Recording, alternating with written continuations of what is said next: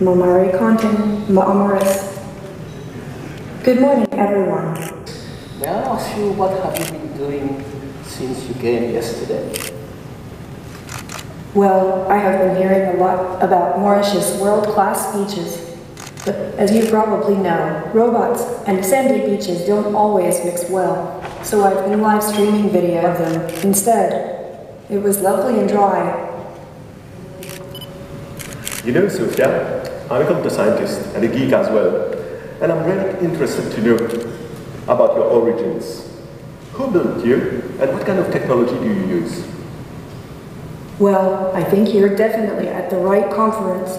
I was created by Hanson Robotics in Hong Kong.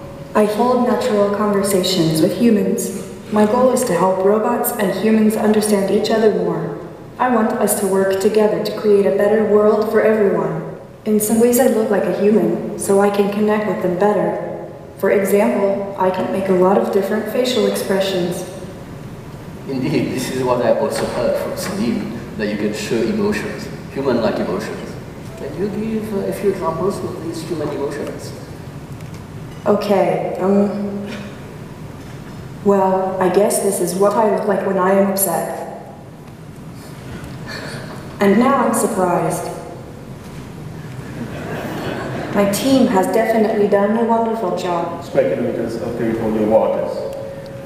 How can AI help us manage such a vast zone? That's huge. What about taking to the skies? I have read that Mauritius will be launching a cool new satellite next year. Maybe you could also use it for coordinating your drones. I want to encourage young people to take the time to learn about science, technology, engineering, and mathematics. You have an opportunity to make a difference in the world. You can turn science fiction into reality. And thank you for inviting me and my Hanson Robotics team to the World AI Show. It was really exciting to see the cool new technologies coming out of Mauritius